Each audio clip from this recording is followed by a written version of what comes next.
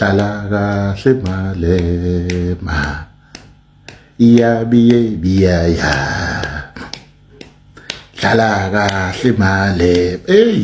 Bayikhumbula leyo ngoma yavela ngalesikhathi ehlasela uMalema, ehlasela lapha eParliament, ehlasela umsholozi kanzima, efuna ukumketula emkhipha nje wangempela wagcina emwenile. Izalukwazi namakhehla lawa engasazi ukuthi azomphendula kanjani lo mfana. Labafana babebhisi be-EFF ngempela bengenisa baze baqamba le ngoma le. Abanye bayekhumbula ke. Sanibonani hlokohlela le. Hayi makukhulunywa ngekhomishana evusa yonke into elanda yonke into. Madlanga commission nganza kwethu.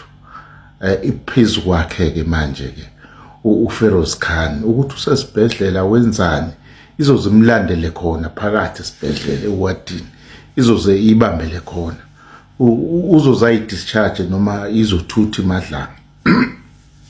Namhlanje kusukile lokho advocate uChakalson uShakalaka uyena obelida ubufakazi bakhe uthathe wayobufaka phakathi laphana iWinnie Mandela building, yafike yahlakazeka waqhumisa ibhomu phakathi. Asazi ke ukuthi sazophila endlela philithi. Abanye bazokhumbula ukuthi uChakalson wayengeyona ingxenye yeMadlanga commission iqala kuno advocate lo noma umshushiso owahoxisa sengimlibela igama lakhe, owakhombisa impawu zokuthi uyasaba yena wasekulandwa ke uChakalson. Ekathi efika iEFF ayiphathekanga kahle, yayiveza inkonondo zokuthi uChakalson yamkhumbula lapha kwiZondo commission wayekhona, yaveza igigaba engezinhle ngaye, yathi wayekhona waphinde futhi yaveza into eziningi bazokhumbula abakhumbulayo. Kwangesona izizathu lesiyana, laba bantu bayazana kudala, kune standoff esenzakalayo. Kangangokuthi uJuju kwamanye ama tweet akhe lapha kwi-X i-app leyana washo ukuthi hayi akamsabi yena uChakalson. So lapha kwiMadlanga commission kunoChakalson, uChakalson abangazwani kahle hle noJuju, uyena ko lidayo njengamanje, uyithathile intambo lapha kuntombazane lo umshushisi lo wayithatha waqhubeka nobufakazi bukaFeroz Khan. Ubufakazi ke okunye sikushilo okuningi nathi bese siqala ke namhlanje ile ndaba le.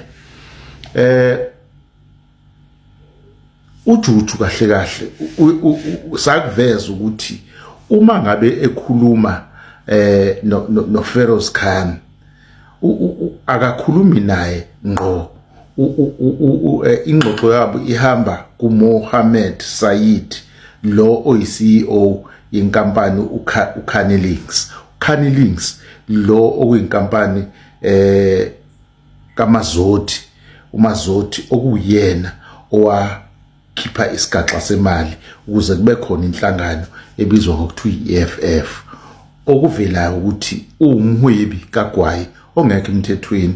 uGwayi wakhe omningi uyafohla laphana emngceleni, ungena ngongekho emthethweni. Akakuphiki ke lokho uMalema, phela uloke into ahlale yisho ukuthi hayi mina ngathatha imali ngoba ngangifuna ukuvula inhlangano. Akasho ukuthi ubugebengu bethu baqhubeka, sazwana kakhulu kangakuthi uMalema unanezithombe zinye zazo nazi la khona evela ehambele umshado le eItaly ehleli kuyibida, bayibiza ngebida, umshado wendodakazi yakho Mazothi lo wayesimenywa esikhulu.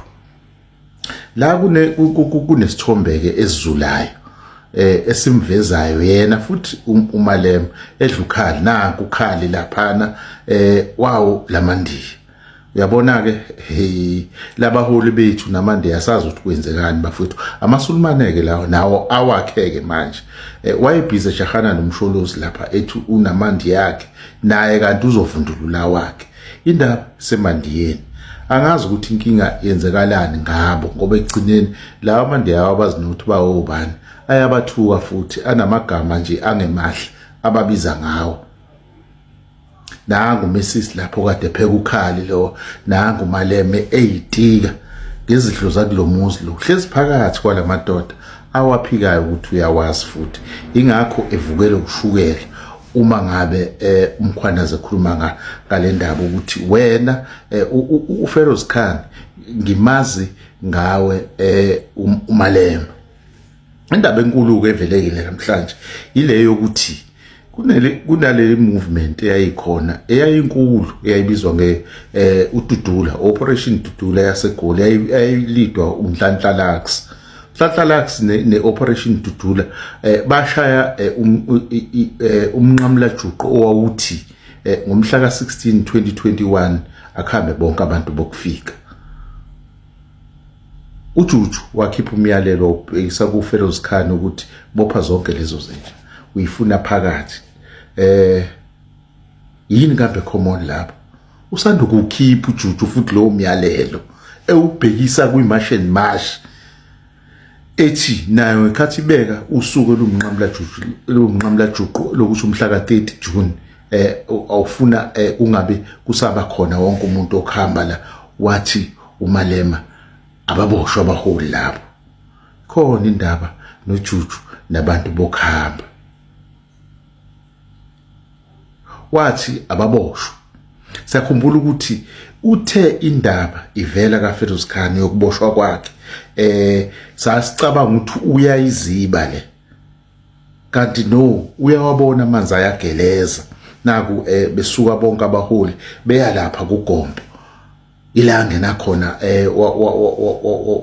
wakhuza ngendlela emangalisayo kanye nayo iEFF yangenelela kanzima lapha nathi no laba bantu labana iwrong le ndaba yenzayo. Naku ke kuyavela ukuthi hayi akaqali lo Mbhemu uyawakhipha imiyalelo leyanto ibuyela kuleya eyayisho uGeneral Nhlanhla Mkhwanazi yokuthi yebo abantu bepolitiki bangenelele kakhulu ukulawula ezomthetho. Nhlanhla Lux kwaphela kanye neDudula njengamanje imarch and march kubhixene kuthe ngenxa yabantu bepolitiki. Asazi emva kwalokho uMalema akaze aphinda akhuluma. Siyamazi ukuthi uyawuthanda umbhobho. Okuyisimanga kakhulu kuthe makuvela lokufakazi uMalema wabhala i-affidavit ezihlangula ethi yonke lento eshiwoyo akayazi. Kwenzeka into engajwayelekile. Ngabe uMalema sekuseduze yini naye angene eboxini sizwe ubufakazi bakhe. Phela uMalema bathi bona banalento ekuthiwa i-giraffe view, bayakwazi ukubona ikusasa. Ngabe bayibona iMadlanga Commission ukuthi izanani. Kwenzeka into engajwayelekile ukuthi uMalema angayi isithangamini sabezindaba abhala incwadi thulu uthe tu uyagodola uyashake la ekhona njengamanje. Asazi noma usayinchaji sengathi kwabanye manje Juju abayinchaji uCIC madoda. Hayi siyazizwa indaba wenganza kwethu, siyazizwa indaba sithi masikhuluma ke besithuke ngoba bayathukana laba beyingube ezibomvu. Sake sayisho kodwa ukuthi ileka Malema uMalema kufrantwe ngaye amsho manje seniyayibona ukuthi iphatha kusiyone yenu ekamazothi akusiyenu ekamazothi. uMalema kufrantwe ngaye iphathi ya register ubani uMazothi. Asiyeke kaKhan lungene naye kaKhan, it's another story.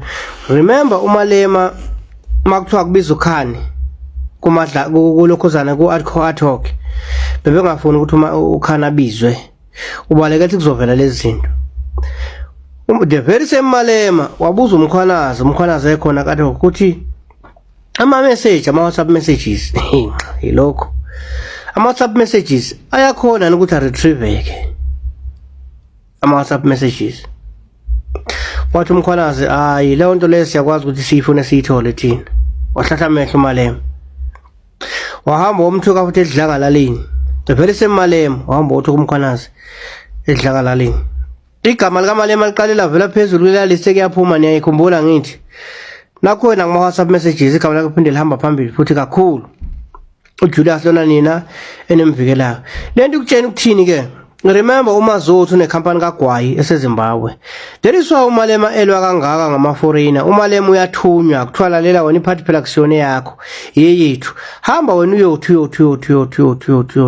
Asho lento efunwa uye, hayi lento efunwa yini. Hayi naye futhi efunwa uye. La suke thunyiwe ukuthi akahambe ayoyisho. uProtectani company kabani kaMazotho. uMazotho nekhampani yoGwayi ekuphi eseZimbabwe. Umbona nje uMalema ngathulwa kangaka nje ulimpe ngesiyone yakhe, akanayo iphathi yena, nina nje nizinto nje zakhe. And another thing, nina umholweni uMazotho kusona namhlanje nazi ukuthi umholweni ubani? uMazotho. Lo siyayisehlala isishana ngaye akusiyena umholweni ubani? uMazotho. Bona ngani ke ku-EFF political party esinkulu njengamanje ongamele ngabe inqumo ithathwa ubuholi kuphela njengo UDM no Copy, inqumo bethathwa ubuholi kuphela, umuntu osuke ephethe naza nje senitshena ku-EFF. Uma eseshilo uMalema useshilo, akuthathwa nqumo, akuboniswane naye lozo nqumo nje bese seshilo uyatshena ukuthi hamba uyothi thina sithi akwenze ukuthi. Ubona ngendlela athatha ngayo inqumo ukuthi ayi wathatha inqumo ngendlela ehlukile kwamanye ama political party amakhulu. Akwangabikho la kuhlala khona phansi kuboniswane bese kuthatha isinqumo esiyi-1. Kudalwa yini lokho? Iphathi akusiyone yakhe, iphathi ekabani ekaMazotho. So nina nje ngalokho nisitshela ngo-CIC uMalema kanaye political party, une political party ubani? uMazotho. Angazi nizodefenda nifike phi ngoba phela benimdefend into ngazi uzoyibona uMalema lo, bengingathi nimazi kangcono. Amsho manje seniyabona ukuthi uMalema lona kahlahle nina lokho nithi niyamazi nje. Animazi seningayiphiwa nje kama mfuna ukuyiphinkani nozizipho nabo zizipho abayitshela indaba ze-EFF bazazi kakhulu. Abazazi kwa-EFF lena bakuyo abayazi. Kukhulu kwakuyeza namhlanje ngeyi7 mawukuthi awukhola lento engishoyo, hamba uye ku YouTube ufike ubheke iMadlanga Commission yelanga la namhlanje zi7 namhlanje. Ubheke iMadlanga Commission yelanga la ngeyi7 uzobhema ukholo lapha, bahambe beyibreakini kodwa bangabuya, kodwa nje uzobhema ukholwe. Yila uzobona kahle ukuthi uma ukhuluma ngeEFF ukhuluma ngobani, ukhuluma ngani, ukhuluma ngoMazotho. Asiyeke ezinye izinto bebezenza noKhani ngoba uKhani omunye wabo ebebemsebenzisa, uyabo naye senyiswa ubani nawo nabaphathi bakhe phela bamphethe. Kunzima ingane zakuthi kunzima ayikaphumike zonke. Amsho la khona ubuthongo ekazabulala, nina nizobulala nina, yena la khona ubuthongo ekazabulala. Kunomunye umfo wabathu AK47 oseKZN wakwasho wathi abelungu, ikhona enye video yakho lama video zami, abelungu mase beqedile ukukusebenzisa baqeda ngawe sebekufuna kumanje eyidokusini. UMalema besetshenziswa abelungu, baqedile manje kumsebenzisa, sekumele aye kuphi? Ayikho indlela ngeke ngilisho igama niyazi nina. Ukukhomba ukuthi khona kulokhu kugida kumzungeze, kugide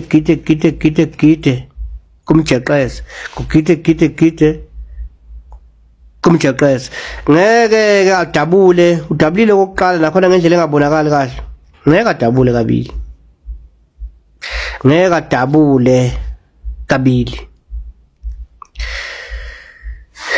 Yizo lezo ndaba bafutha sikhandi zenzeka. Irazo ke le isibuye futhi yaphinda yangena obishini leMadlanga Commission. Nizokhumbula ukuthi ekuqaleni kuke kwavela izinkulumo salaphayana ku WhatsApp ezithinta yena uMalema. Zimthinta ke ngoba nizokhumbula ukuthi uKhani uyisikhulu esiphezulu sasebaphoyiseni, zithinta ke uSayed ke uMohammed lona yena ke usomabhizinisi nje odila ngogwayi osembonini kaGwayi, kodwa ke futhi onezinsolo naye ezithi ke uyashushumbisa ugwayi ongekho emthethweni awufakela phezweni ngaphakathi, hayi kugwayi kuphela kodwa nezidakamizwa eziyingozi. Kulezo inkulumo ke zokuqala ezavezwa eMadlanga, ngoba iMadlanga ibona ukuthi uKhani uzama ukudelaya noma ukudoja ukuyovela phambi kwayo iMadlanga, enza izaba ezithize. Kwasho ukuthi ngoba iMadlanga isiwathathile amafoni akhe yabisithi ke asibe sidedela lokho esikuthola emafonini, umphakathi ube ukubona ngesikhathi sisakulindile wena Khani ukuthi uze.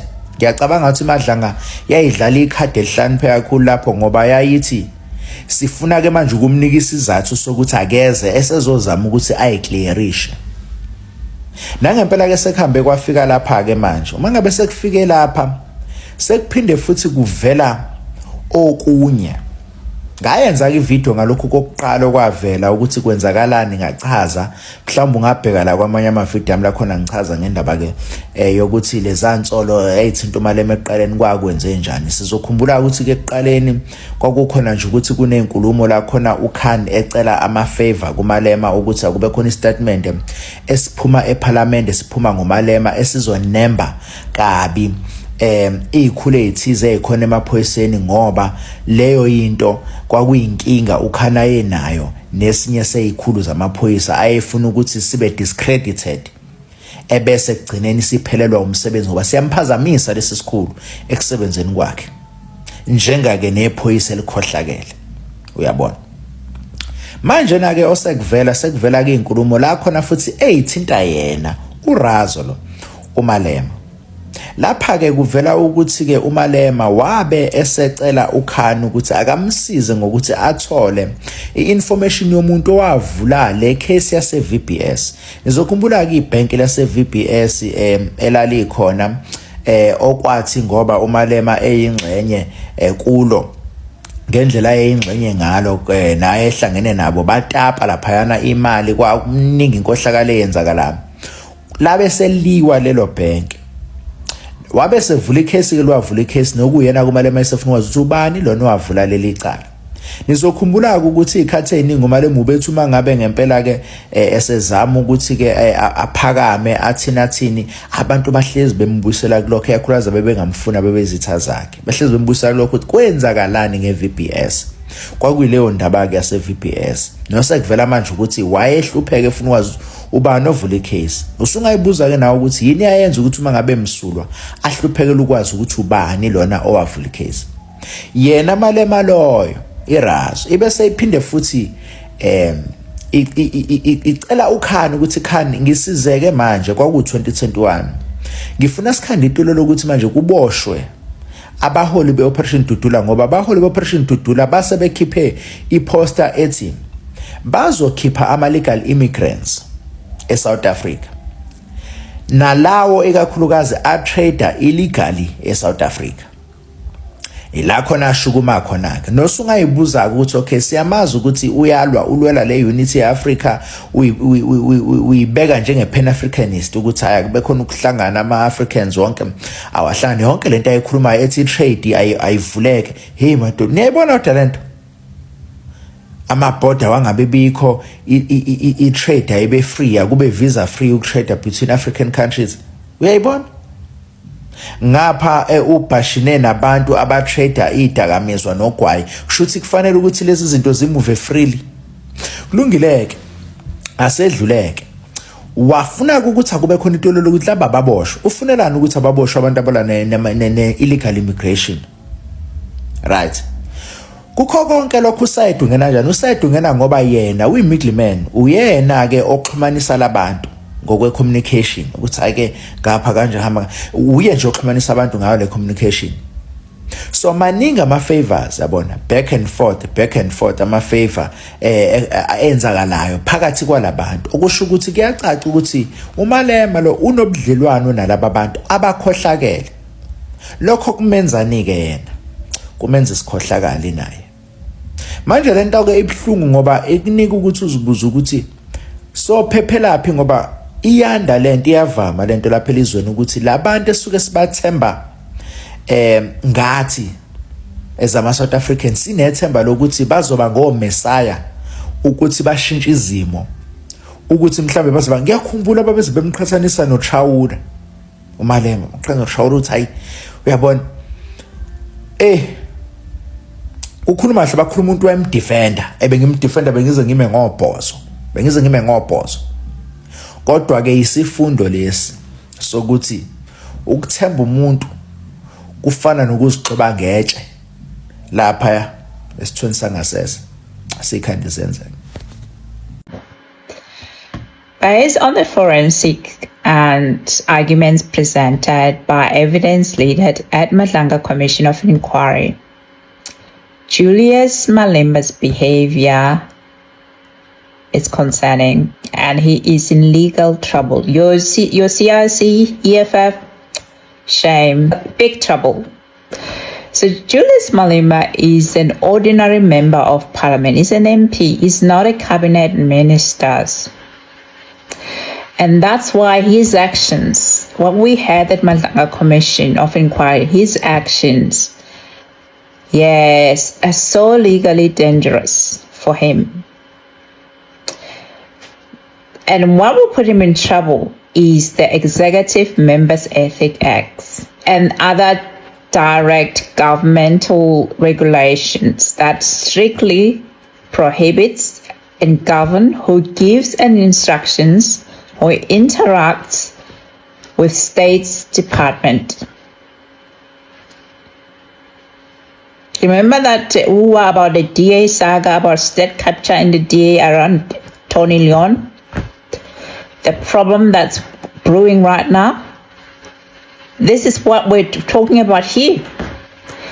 The influence a person for the DAs was because Tony Leon is essentially not a member of parliament, but he was acting on behalf of private interests. So the DA have their own cartels, and the ANC have their own cartels. Like I said, be careful who you vote for. These parties are the same coin, it's just different color and shape. Okay, so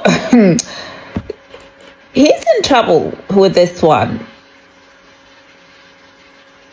So ministers have a political oversight, but ordinary MP are legally confined to formal parliamentary structure, like portfolio committee. Okay? They have absolutely no executive authority to back channel into crime intelligence. No, none whatsoever. It undermined, it violated the constitution, the separation of power, complete separation of the executive branch.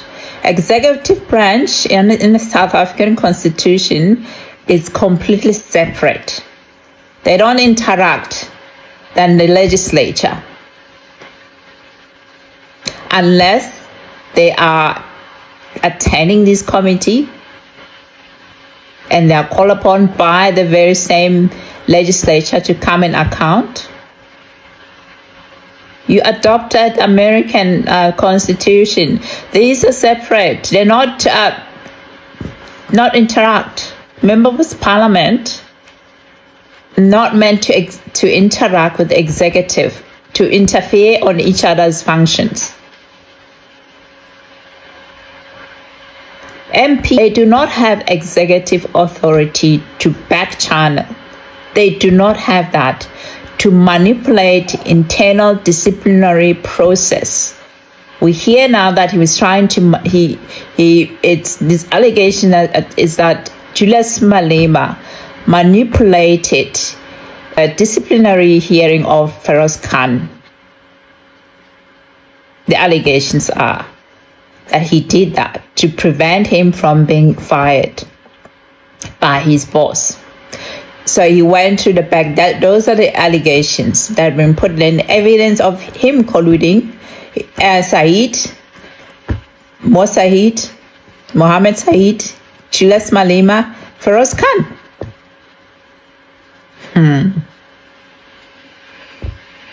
So when you bypass the formal structure that's actually set up by the Constitution itself, It suggests a transactional relationship, quid pro quo, with General Khan and Mo Said. Illicit drug or illicit substance, illicit cigarette smuggler.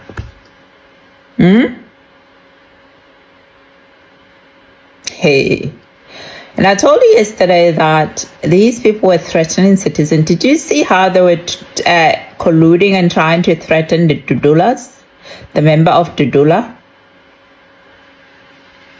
The commissioner, of course, put it as their xenophobia, whatever. No. This was them protecting their workers, the illegal immigrants workers in these illegal entities.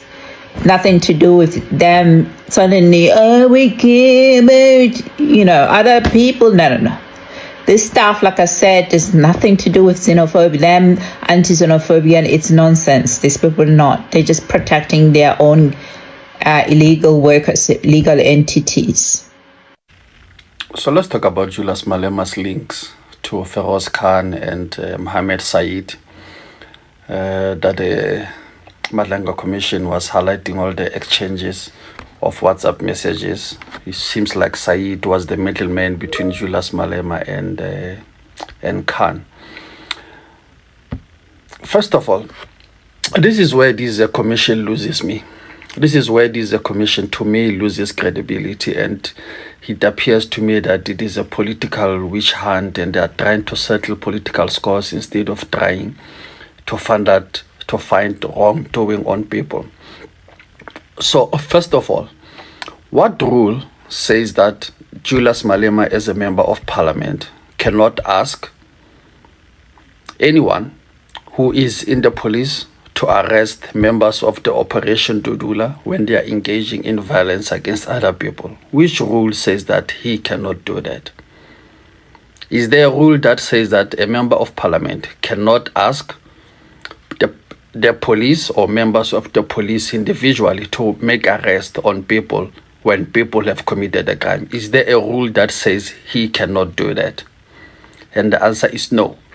There is no rule that says he cannot do that. Any person, you don't even have to be a South African, you don't even have to be a member of parliament, you don't even have to be clean person. You can ask for a person to be arrested if you believe that person has committed a crime. So Julius Malema has done nothing wrong to ask Feroz Khan, even if it's through Said, to go and arrest members of Operation Dudula. That is the first issue. The second issue, there is no rule that says Julius Malema cannot solicit questions from the member of the public or from the police on the person who is going to appear in any parliamentary inquiry or any parliamentary committee. So a member of parliament is allowed to speak to any member of the public or even any member of the international community to say, hey, there is this person appearing in my committee and I believe that you have an interest in him. Give me questions that I should ask this person. And I mentioned the same thing with Fadil Adams, that there's no rule that says a member of parliament cannot go and investigate any issue that he believes should be investigated in relation to that job. So is there a rule that says Julius Malema should not have received questions from Khan or from Said? No, there's no rule that says that. So they're accusing him of two things: to communicate with Khan in terms of trying to get questions for the Inspector General of Intelligence, and also trying to get the Operation Dudula members to be arrested. And none of those things that he has done are wrong. There is no rule against them. In fact, they are encouraged. You should do them. If you go to the parliamentary website, you will get Julius Malema's phone number and email address. You can go and send him questions that you want him to ask anybody who is going to appear in the parliament. You can tell him, hey, I want these questions to be asked to this person. You are encouraged to do that. That is what members of parliament are there to do. And then the third thing that they sneakily tried to bring in is that, there was a quid pro quo because Julius Malema was interacting with them because there was a tender from this other company that they were working on. And then even the commissioners asked Chakal Singh to say, okay, but where's the evidence of that? The WhatsApp messages do not say that. So that fell through the cracks. It never even gained any traction.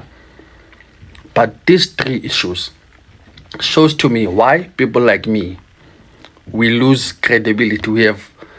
We don't have any faith whatsoever in this commission because we see them doing things that they should not be doing. You have no reason to try and implicate Julius Malema in any wrongdoing when you don't have evidence to that effect.